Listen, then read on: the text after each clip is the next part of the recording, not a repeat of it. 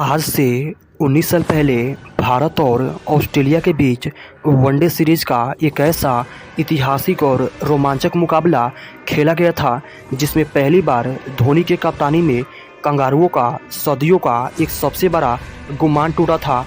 उस दिन ऑस्ट्रेलिया की टीम इस मैच को जीतने के लिए अपनी पूरी एड़ी चोटी की बॉल लगा ली थी, लेकिन फिर भी उस दिन उनकी सारी कोशिश भारतीय टीम के युवा खिलाड़ियों और कप्तान महेंद्र सिंह धोनी ने बेकार कर दिया था और सभी ने मिलकर जोरदार प्रदर्शन करके भारतीय टीम को एक ऐसी यादगार जीत दिलाई थी जो भारतीय क्रिकेट में हमेशा हमेशा के लिए यादगार हो गया था।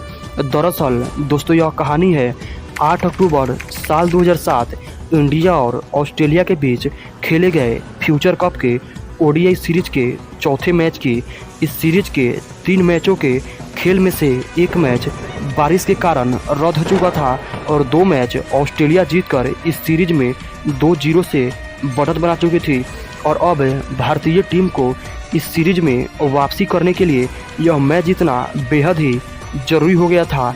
लेकिन ऑस्ट्रेलिया जैसी दुनिया की नंबर 1 ताकतवर टीम को हरा पाना भारत ही नहीं बल्कि उस समय दुनिया के किसी भी टीम का एक सपना ही होता था। लेकिन आज मामला कुछ अलग होने वाला था, क्योंकि भारतीय टीम के कप्तानी का जिम्मा वो इंसान संभाल रहा था जिसने हाल ही में भारतीय टीम को 2007 का वर्ल्ड कप जिताकर भारत के 24 वर्षों के वर्ल्ड कप के सूखे को ख़त्म किया था। और अब बारी थी इस ओडीआई सीरीज के एक मैच को जीतकर इस सूखे को भी ख़त्म करने की और एक नई युग की शुरुआत करने की। खैर, अब चंडीगढ़ के मैदान पर इस मैच की शुरुआत होती है और भारतीय टीम के नए नवेले कप्तान एम.एस. धोनी टॉस के लिए सिक्का उछालते हैं और सिक्का उनके पक्ष में गिरता है और उन निर्धारता से टॉस जीतकर पहले बल्लेबाजी करने का फैसला करते हैं। अब भारतीय टीम की पारी की शुरुआत होती है और पारी की शुरुआत करने के लिए भारतीय टीम के टाइगर कहे जाने वाले दादा सौरव गांगुली और क्रिकेट के भगवान कहे जाने वाले सचिन तेंदुलकर अब बल्लेबाजी करने के लिए मैदान पर आते हैं। तो वहीं पर ऑस्ट्रेलिया की तरफ से पारी का पहला ओवर डालने के लिए ब्रेट ली आते हैं और उनकी पहले ही ओवर में दादा सौरव गांगुली फाइन ले के दिशा में एक शानदार चौका जड़कर अपना और टीम का खाता खोल लेते हैं। लेकिन दूसरे ही ओवर से ब्रेकेन अपनी घातक गेंदबाजी से क्रिकेट के भगवान के ऊपर प्रेशर रिलीज करना शुरू कर देते हैं। अब यहाँ से एक छोर से ब्रेट ली अभी से ही कोहर ढागने लगे थे, तो वहीं दूसरी छोर से ब्रेकेन भी अपनी घातक गेंदबाजी से दादा को रन बनाने के लिए छटपटाने लगे थे। लेकिन छठे ओवर में दादा ब्रेकेन के प्राइड को ब्रोकन करने का मन बना लेते हैं और 2 शानदार चौका जड़कर अपने टीम के ऊपर से थोड़ा प्रेशर को कम कर देते हैं और साथ ही साथ चंडीगढ़ के मैदान का थोड़ा टेम्परेचर को भी बढ़ा देते हैं। लेकिन आज ब्रेटली का कहर तो रुकने का नाम ही नहीं ले रहा था। वो तो आज इतने खतरनाक बाउंसर डाल रहे थे जिस पर क्रिकेट के भगवान किस्मत के चलते हर बार आउट होने से बाल बाल बच जा रहे थे। परंतु दूसरी छोर से दादा मौके पर चौका मारकर अपने टीम के ऊपर से प्रेशर को कम करने का भरपूर प्रयास कर रहे थे। अब पावर प्ले का खेल खत्म हो चुका था और अभी तक भारतीय टीम महज 35 रन ही बना पाई थी, जो इस ऐतिहासिक मैच के लिहाजे से कहीं ना कहीं एक हार की तरफ इशारा कर रही थी। इसलिए अब यहाँ से दादा सौरव गांगुली रन गति को तेज करने का मन बना लेते हैं और कंगारू गेंदबाजों पर करारा प्रहार करना शुरू कर देते हैं। अब यहाँ से दादा एक छोर से बाउंड्री की बरसात कर रहे थे, तो वहीं पर दूसरी छोर से क्रिकेट के भगवान भी अब कंगारू गेंदबाजों पर खुलकर प्रहार करना शुरू कर दिए थे, जिसे देखकर अब हर भारतीय फैंस सिर्फ जश्न ही मना रहे थे। लेकिन तभी होप्स की 20वें ओवर की आखिरी गेंद पर दादा एडम गिलक्रिस्ट के हाथों कॉट आउट हो जाते हैं और 59 गेंदों में 41 रनों की एक छोटी सी आक्रामक पारी खेलकर वो अब पवेलियन की ओर चल देते हैं। अब भारतीय टीम को इस ऐतिहासिक मैच में 91 के स्कोर पर दादा सौरव गांगुली के रूप में पहला झटका लग चुका था। खैर, अब यहाँ से पारी को संभालने के लिए और भगवान का साथ देने के लिए सिक्सर किंग युवराज सिंह बल्लेबाजी करने के लिए अब मैदान पर आते हैं। लेकिन दादा के आउट होने का गम अब यहाँ से भगवान को बिल्कुल भी नहीं होने वाला था, क्योंकि दादा भगवान के साथ मिलकर एक अच्छी ओपनिंग पार्टनरशिप करके गए थे। इसलिए अब यहाँ से भगवान सिचुएशन को देखते हुए अपने बेखौफ अंदाज में बल्लेबाजी करने लगे थे। तो वहीं पर आते ही सिक्सर किंग भी अपने होम ग्राउंड का ज़बरदस्त फ़ायदा उठाना शुरू कर दिए थे और चंडीगढ़ के मैदान पर बाउंड्री की बौछार करना शुरू कर दिए थे। आज पता नहीं खूंखार युवराज सिंह क्या खाकर आए थे कि वो सिर्फ कंगारू गेंदबाजों से बाउंड्री से ही बात कर रहे थे। देखते ही देखते इसी एक कड़ाकेदार चौके के साथ सिक्सर किंग ने भगवान के साथ मिलकर 66 गेंदों में 54 रनों की एक शानदार और शतकीय साझेदारी भी पूरा कर लिया। तो वहीं पर एंड्रू साइमंड के 32वें ओवर की दूसरी गेंद पर इसी एक दोगी के साथ क्रिकेट के भगवान ने भी अपने वनडे क्रिकेट करियर का 84वां ODI हाफ सेंचुरी भी पूरा कर लिया और अपने बल्ले को उठाकर ऊपर की ओर लहरा दिया। अब हर भारतीय फैंस और हर भारतीय खिलाड़ी भगवान के इस शानदार और शतकीय पारी को देखकर अब खड़े होकर उनके लिए तालियां बजा रहे थे, क्योंकि भगवान इस ऐतिहासिक मैच में अपना पूरा अहम योगदान दे रहे थे और साथ ही साथ युवराज सिंह के साथ मिलकर अपने टीम के स्कोर को भी रॉकेट के रफ्तार से आगे की ओर बढ़ा रहे थे। अब यहाँ से भगवान एक छोर से कंगारुओं की ठुकाई कर रहे थे, तो वहीं दूसरी छोर से सिक्सर किंग भी अपने मन मुताबिक कंगारुओं की पिटाई कर रहे थे। अब इन दोनों बल्लेबाजों को यहाँ से रोकना कंगारू गेंदबाजों के लिए मुश्किल ही नहीं बल्कि बेहद ही मुश्किल हो चुका था। ये दोनों इतने अंझरा मार रहे थे कि जिसे देखकर कप्तान रिकी पॉन्टिंग के मुंह सूखने लगे थे। तो वहीं पर हर भारतीय फैंस खुशियों से अपना तिरंगा फहराने लगे थे कि तभी होप्स के 36वें ओवर की आखिरी गेंद पर सिक्सर किंग युवराज सिंह एक और धमाका करने के प्रयास में इस बार 30 गज के घेरे को टपा नहीं पाते हैं और कप्तान रिकी पॉन्टिंग के हाथों कैच आउट होकर यहीं पर अपने टीम का साथ छोड़ देते हैं।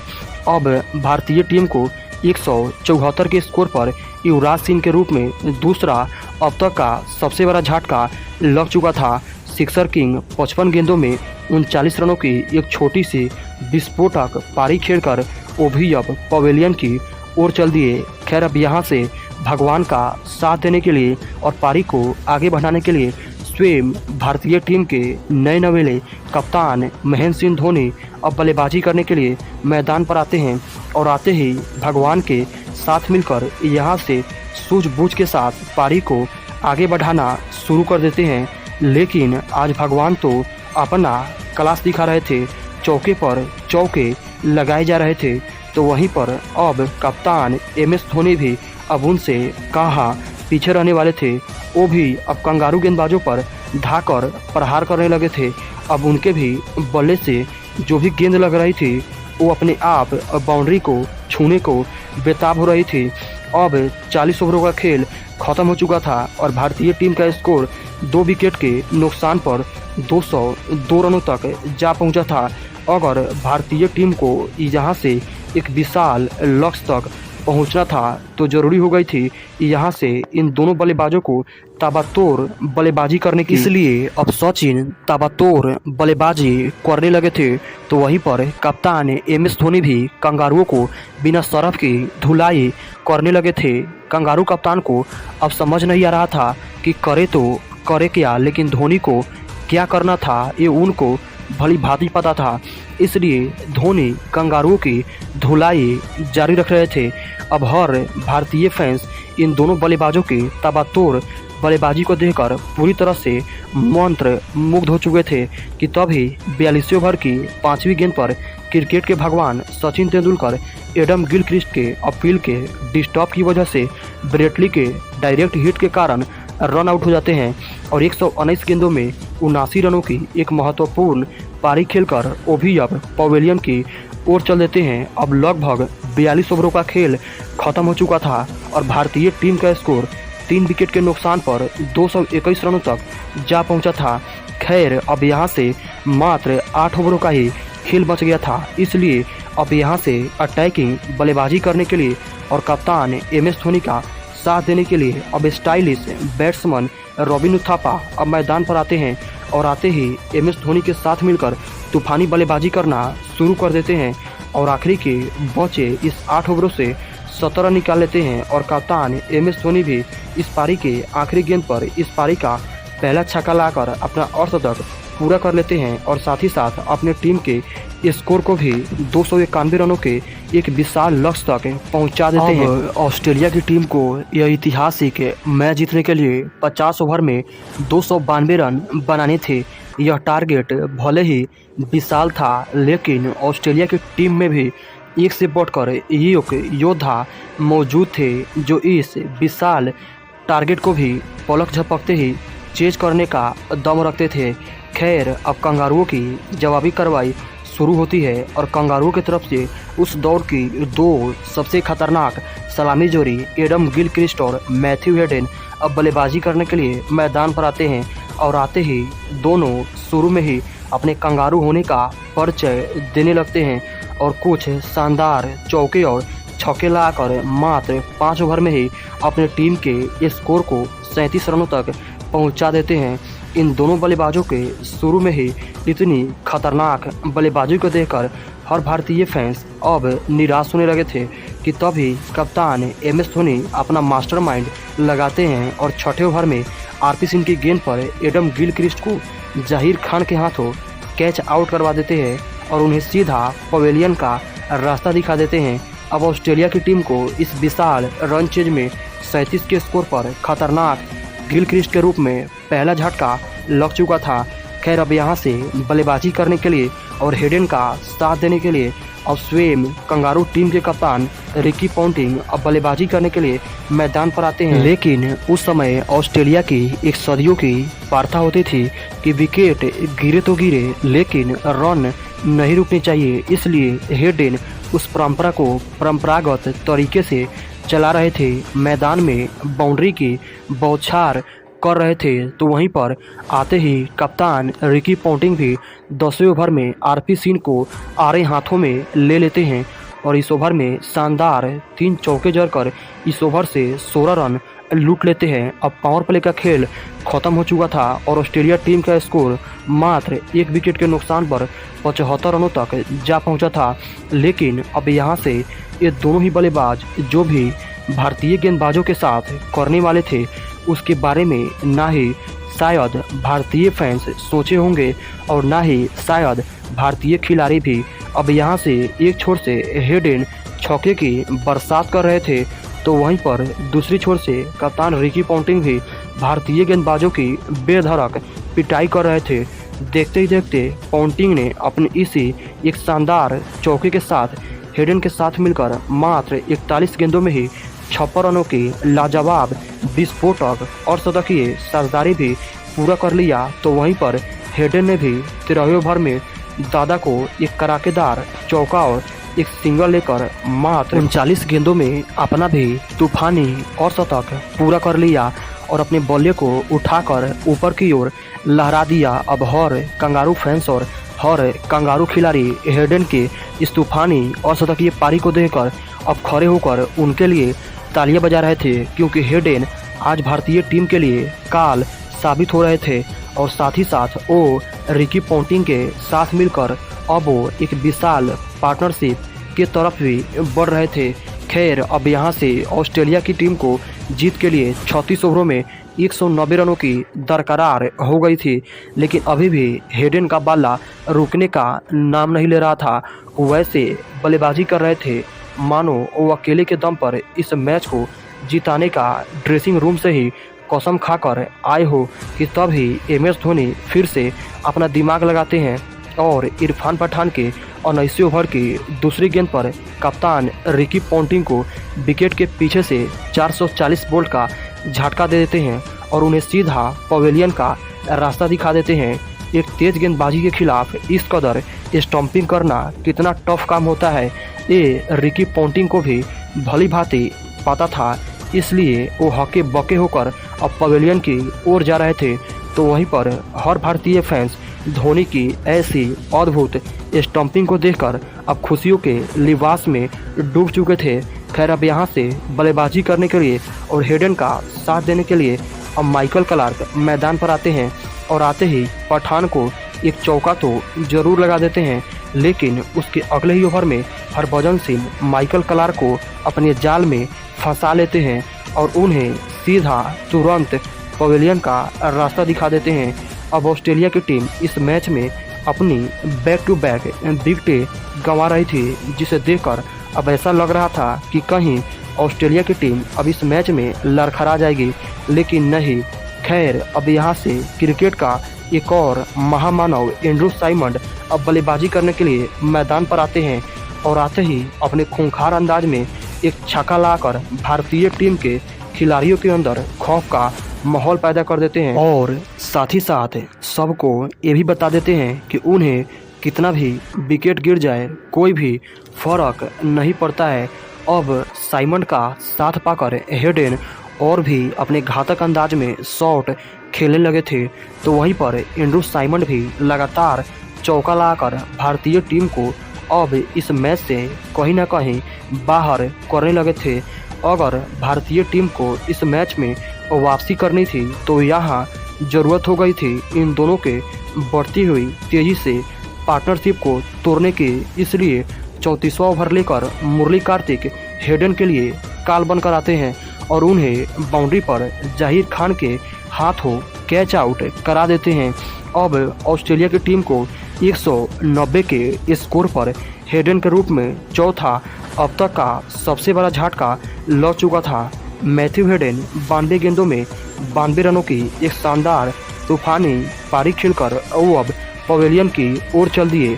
खैर अब यहाँ से ऑस्ट्रेलिया की टीम को इस मैच को जीतने के लिए 97 गेंदों में 102 रन चाहिए था, इसलिए अब बल्लेबाजी करने के लिए और साइमंड का साथ देने के लिए अब ब्रेड हाउस मैदान पर आते हैं। लेकिन साइमंड को तो हेडन के आउट होने का भी बिल्कुल भी गम नहीं हो रहा था। वो तो भारतीय गेंदबाजों पर अपना प्रहार जारी रख रहे थे। देखते ही देखते इसी एक सिंगल के साथ एंड्रू साइमंड ने अपना धमाकेदार अर्धशतक भी पूरा कर लिया और अपने बल्ले को उठाकर ऊपर की ओर लहरा दिया। अब हर कंगारू फैंस और हर कंगारू खिलाड़ी साइमंड के इस धमाकेदार अर्धशतकीय पारी को देखकर अब खड़े होकर उनके लिए तालियां बजा रहे थे, क्योंकि साइमंड धीरे धीरे इस मैच में अपनी टीम को अब जीत के काफ़ी करीब पहुंचा चुके थे और साथ ही साथ वो अब खतरनाक अंदाज में बल्लेबाजी भी करने लगे थे। भले ही इस मैच में ऑस्ट्रेलिया टीम समय समय पर विकेट तो अपनी खो रही थी, लेकिन उनके विकेट गिरने का उनके रनों के स्पीड पर कोई भी प्रभाव नहीं पड़ रहा था, क्योंकि आते ही ब्रेड हाउस भी एक शानदार चौका लगा देते हैं और अपने टीम के स्कोर को अब 235 रनों तक पहुंचा देते हैं। अब ऑस्ट्रेलिया की टीम को यहां से जीत के लिए 49 गेंदों में मात्र 56 रनों की ही आवश्यकता थी और अभी भी उनके हाथ में 6 विकेट शेष बचा था, जिसे देखकर अभी भी यहां से लग रहा था कि ऑस्ट्रेलिया टीम सिंगल डबल भी खेलेगी तो आराम से यह मैच जीत जाएगी। लेकिन यह धोनी को तो आज हरगिज भी मंजूर नहीं था, इसलिए वो अगले ओवर में एक बार फिर से विकेट के पीछे से ब्रेड हाउस को ऐसा स्टंपिंग करते हैं कि जिसे देखकर पूरे स्टेडियम में हाहाकार मच जाता है। किसी को भी अपने आंखों पर विश्वास नहीं हो रहा था कि कोई खिलाड़ी बिजली के जैसा इतना तेज स्टंपिंग आखिर कैसे कर सकता है। यही कारण था कि यह पल धोनी के लिए हमेशा हमेशा के लिए यादगार हो गया। ब्रेड हाउस 29 गेंदों में 17 रन बनाकर वो भी अब पवेलियन की ओर चल दिए। अब ऑस्ट्रेलिया की टीम को इस ऐतिहासिक मैच में 246 के स्कोर पर ब्रेड हाउस के रूप में 5वां झटका लग चुका था, लेकिन अभी भी क्रिकेट का महामानव एंड्रू साइमंड मैदान पर ही थे और उनके रहते भारतीय टीम कदा भी यह मैच जीतने के बारे में नहीं सोच सकती थी कि तभी पारी का 47वां ओवर लेकर आरपी सिंह आते हैं और उन्हें भी क्लीन बोल्ड आउट कर देते हैं। साइमंड का विकेट मिलने के बाद भारतीय फैंस और आरपी सिंह के सेलिब्रेशन को देखकर ये साफ साफ पता लग रहा था कि ये विकेट गिरना भारतीय टीम के जीत के लिए कितना ज़रूरी हो गया था। साइमंड 86 गेंदों में 74 रनों की शानदार पारी खेल वो भी अब अपने टीम का साथ छोड़ पवेलियन की ओर चल दिए।